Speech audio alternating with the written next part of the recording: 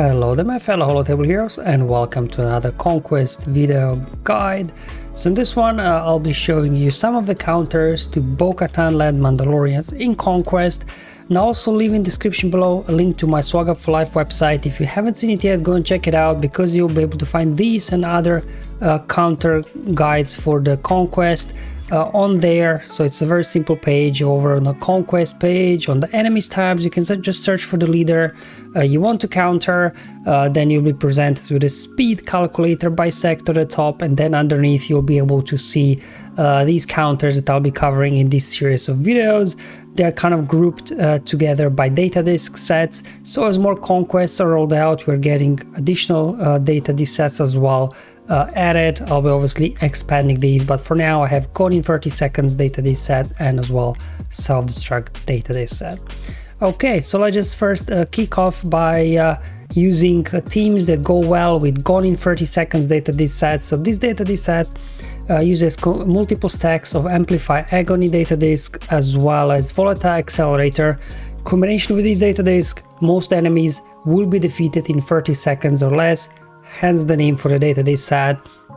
Obviously it's nice to have their Unstable Decelerator for some turn meter removal, as well ability exhaust for ability blocks. That's also very nice. Now obviously any team with Han and Chewie will do very well with this data disk set because they can just one-shot anybody out of the gate. So you can just go in with your standard CLS team. Obviously first get rid of Canderous, down he goes. Also as you can see, Mandalorians are very fast, but we are able to, keep our turn meter train rolling because of Luke lead. Next you will want to take out Bo to stop their healing, because as long as she's alive obviously they'll keep healing whenever they attack out of turn. Unload an AoE here with 3PO and Chewie, and there we go. Gone in 30 seconds or less. Okay, so moving on to another team, very similar one, but instead of Luke lead we'll be using Beskar Mandalorian lead, and then Han and Chewie and any other two scoundrels that will do again one shot their Canderous. And why this works well with Mandalorian lead, because whenever you deal damage your scoundrel allies are gaining bonus turn meter. So as you can see, we're doing so much damage that we just have unlimited turn meter here, to be honest, and just down go Django and Django again. Come on, go down, and there we go. So very effective with Han and Chewie, because Han shoots first and obviously Chewbacca then is coming in for the assist.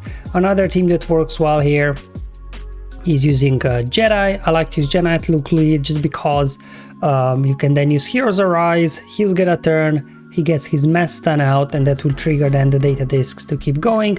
Obviously got their Jolie as well as Revan for the Savior, and we've got their Anakin as well. If they would go for somebody other than Anakin, he would get a bonus turn, then he'll be able to use Heroes Arise, and then Luke gets a turn. His mass stun will trigger all the data disk, Amplify Agony and Volatile Accelerator data disk, which will completely decimate the enemies. Now if you would have 3 stacks of Amplify Agony, these guys will go down even faster, but I just wanted to show you that 2 is enough to get this very comfortably done against Bo here. Another team that works very well is Grievous. Now Grievous could be a 2 or a 3-star win, because obviously they will go first. So if they go after Magna Guard, take him out, will be a 2-star win. If they would go for Newt, obviously he has a revive, he would be able to come back up, and then this would allow you to get a 3-star win. But otherwise, as soon as your B2 opens up, you get rolling and enemy doesn't get to do much at all. So Grievous is one of those teams, very easy, but getting, a 3-star victory just because of them getting a jump start is not always possible. Another great team is Thrawn, because with Thrawn lead, whenever enemies debuff, your guys, Empire allies, will be gaining bonus turn meter, so you'll be able to quickly get a turn. I'm putting weapon tech over on Vader so he gets some additional turn meter. So here we go, because of all these debuffs, you're getting now bonus turn meter. Vader does his Force Crush, applying all the debuffs. Now they are ability block, they can't do much. Tarkin applying more debuffs. So as you can see, pretty much this one's in the bag. Just going to go ahead there, clean up Vader. I'm going to go ahead now, fracture armor. Well, just take her out, I guess. And then I'm going to go after Bo, because as mentioned before, with her in there, they will be able to heal up. They've got obviously they're counter-attacking because of the stacking buff that they have, but you know, just down to Django now. He's doing his best, but there's not much he can do here, to be honest. Let's just go ahead, swap there with Brood, and down they go. The reason why I bring in Geobrute for the pre-taunt, and obviously the summon unit will not count if it's defeated, so it will still allow you a 3-star victory. Another great team, General Skywalker with 501st. So, you know, General Skywalker with his counter attacks, we'll be able to get these guys down very quickly. There we go. Kander is already gone. Down goes as well. Oh, because of all these buffs that the enemies are getting, this will juice up the offense, right, on your guys, because for every time they gain a buff, you gain 2% offense with General Skywalker lead. That's why these guys are now hitting so hard already, just because the enemies are so quickly stacking this buff with it, clan loyalty, I think called. Okay, there we go, moving on. Another clone team, this one is with Shaak Ti and Bad Batch. The idea here is obviously Shaak Ti will gain bonus turn meter as her allies here are hit, and then she can give 100% turn meter to any of your guys. You will want to do that on your Echo, because he's got his AoE days and healing immunity, and all those debuffs will trigger amplify gun data discs and everything, and enemies will basically just fall down one by one. Similar like Grievous, it can be a 2 or a 3-star victory depending on whether your Wrecker can survive. Obviously on some of the lower sectors here he would be able to survive, but then, you know, once you get to the higher sectors, it's less likely that he will survive the opening sequence. Another team as well you can use if you do have Maul, Mandalorians, you can go in there and just show Bo-Katan that Maul is a superior Mandalorian leader. The whole trick here, obviously Maul starts with Frenzy, you get your tech going, and this will then obviously give 100% turn meter to your Maul, and then you can just go ahead, just use single fire damage here, don't use AoEs because they will be counter attacking and you may lose somebody. So just basics here at this point, no AoEs, just single fire damage. There we go, but it doesn't even matter.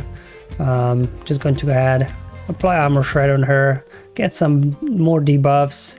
Again, just basics. Unfortunately my Candace there is dazed, so I'll just go ahead, clean him up, and down goes Bo as well. So they go Maul and what, very efficient versus these guys. Just avoid using AoEs because otherwise you will get counter attacks from them and they will finish you off. Talzin, lead, Night Sisters, they can get job done as well.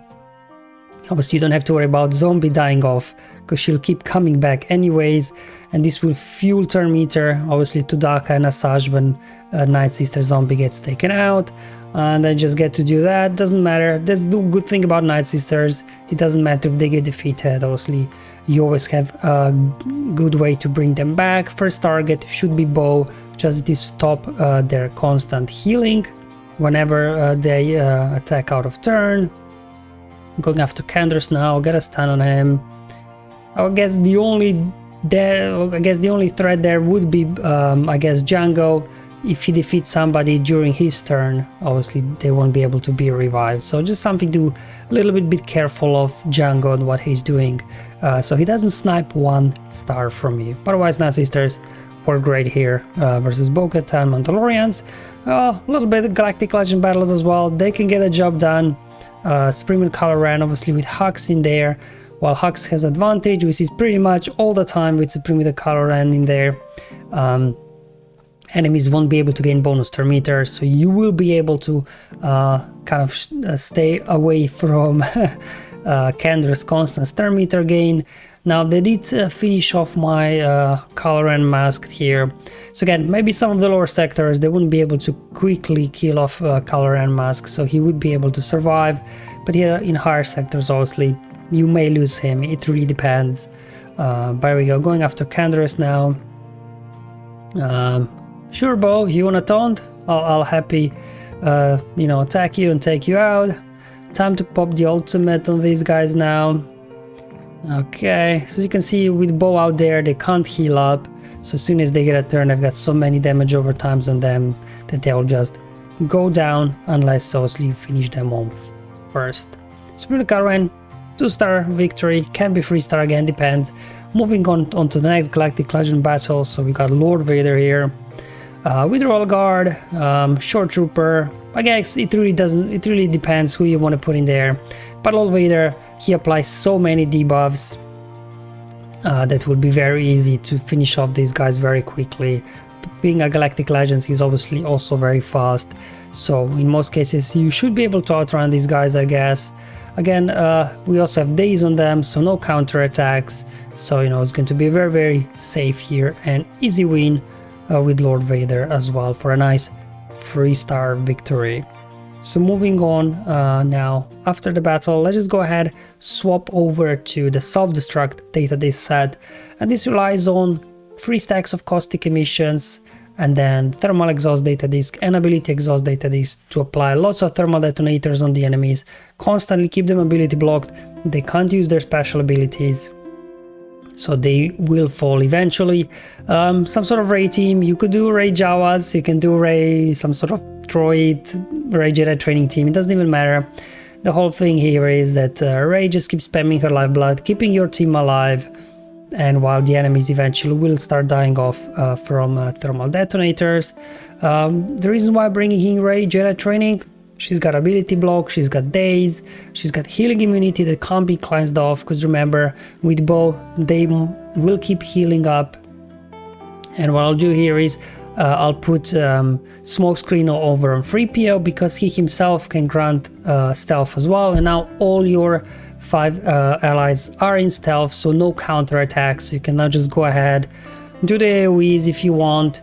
So this will then stack more debuffs on them, and eventually obviously they will fall. We've got a Whirlwind here, finish off there, Sabine, finish off armor, nice 3-star victory with Ray and droids, and another Ray in there as well.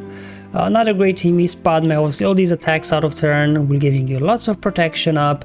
I found out that for Padme to work well, you probably will need to bring in Bad Batch Echo, just so obviously he can daze and land healing immunity on the enemies, so we can actually finish them off. Otherwise they just might keep healing up, keep gaining bonus turn meter there, especially with Canderous.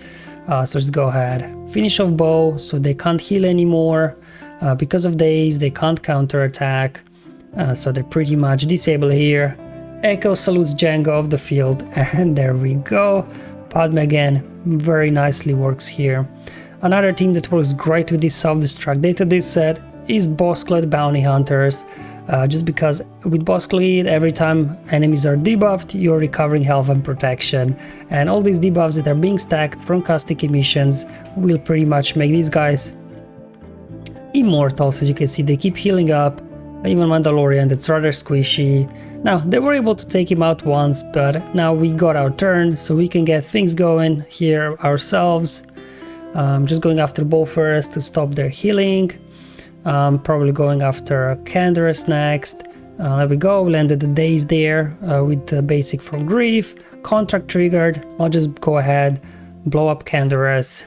Wasn't enough to finish off Jango. Alright, there we go. Yep, just going to go ahead, pop their disintegrate on Jango and just finish off Sabine and armor as well. So there we go, Bossk as well works really well with this data disk set, just because of constant healing from all those debuffs we are applying. We have another Galactic Legend battle now here as well, with Master Kenobi, Commander Ahsoka Tano, and any free, I guess, Galactic Republic characters. Commander Ahsoka Tano can just go ahead, obviously insta-kill somebody straight away if you want. And we've got lots of here protection, recovery, foresight and everything. And of course, most importantly, with Jedi Master Kenobi leading there, Canderous and other guys, they won't be able to gain bonus turn meter. So while they will put a few hits on you, because of insane speed they get from being over-prepared, they won't be able to gain bonus turn meter. Finish off Bo first, just that you stop their healing, and then just go after Canderous, and then the other guys one by one. If they don't die from your attacks, they will die off from thermal detonators. Okay, there we go, just finish off armor now. Boom, down she goes as well. So there you go, Kenobi as well, if you do have him. Kenobi really is a sort of god mode slash cheat mode here in Conquest, just because of his abilities, and Commander Ahsoka Tano as well, of course. Another team Traya lead, but you will need Malak there. So these guys, when they're obviously when they hit Malak, they'll get feared. So this will a little bit help them, you know, to slow them down. Bringing in Dooku, because you know he can counterattack, and then as well heal up your team if they're already into health. Because with Traya lead, whenever you hit a debuffed enemy, Sith allies will be recovering some health. There we go. Bo died from damage over times. They're Canderous as well. Just go ahead, do basic, no AoEs here. Remember, these guys will be counter-attacking. Take out Sabine. Armorer died there from thermal detonators, just down to Django, and he goes down as well. So try again, very good team here to take care of these pesky Bo-Katan Mandalorian team. And there you go, guys, that's all the battles I want to show you today. So this was Sector 5 Bo-Katan, you know, as tough as it gets. And some of the lower sectors obviously will be easier. You may not need all these data that I showed you here for all these teams to work, but in Sector 5, hopefully by the time you get there, you will have some solid data discs already to choose from, so you can handle these Sector 5 Mandalorian squads. Thank you for watching, I'll see you in the next one, but until then, have fun, enjoy life, and may the RNG be with you, my friends.